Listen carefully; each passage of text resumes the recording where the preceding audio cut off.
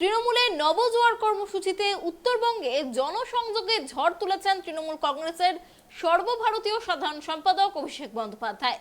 প্রতিদিন প্রচুর সাধারণ মানুষের সঙ্গে মিলিত হচ্ছেন তিনি। অভিষেককে কাছে পেয়ে বাড়তি অক্সিজেন পাচ্ছেন বুথ স্তরের কর্মীরাও।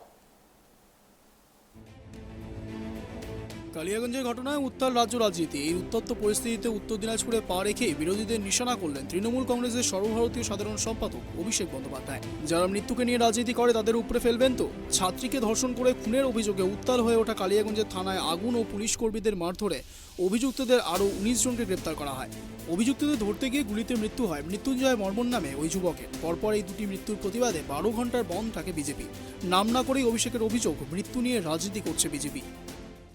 আপনারা চান তৃণমূল কংগ্রেস আপনাদের স্বার্থে লড়ুক? আপনারা চান তৃণমূল কংগ্রেস আপনাদের স্বার্থে লড়ুক?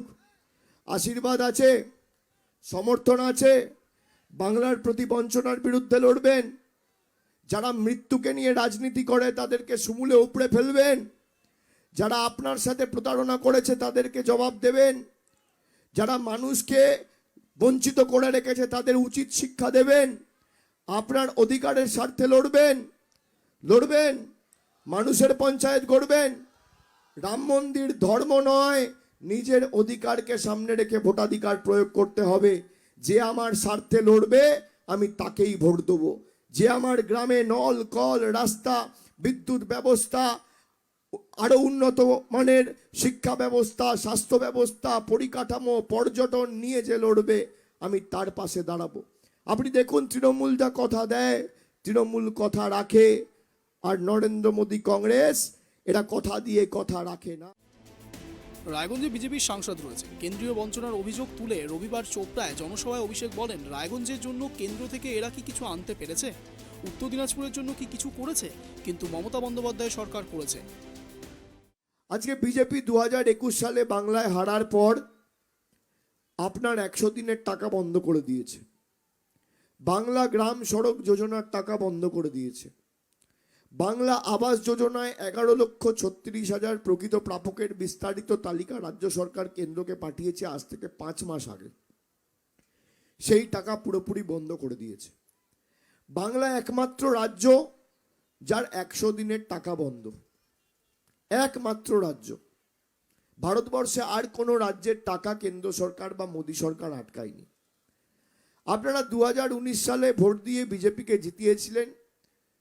যে সাংসদ হয়েছিল সে 2 বছর পরবর্তীকালে কেন্দ্রীয় প্রতিমন্ত্রীও ছিল।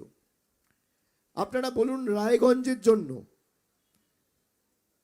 কেন্দ্র থেকে 10 পয়সা বাড়তি এরা আনতে পেরেছে? এই উত্তর দিনাজপুর জেলার সার্বিক উন্নয়নের জন্য আপনারা বলুন, বুকে হাত দিয়ে 4 বছর যারা 4 বছর যে সাংসদ রয়েছে তার উদ্যোগে কোনো একটা কেন্দ্র সরকারের পর্যালোচনা বৈঠক মানুষের স্বার্থে উত্তর দিনাজপুরের কোনো জায়গায় আয়োজিত করা হয়েছে, সংগঠিত করা হয়েছে? উত্তর হচ্ছে না।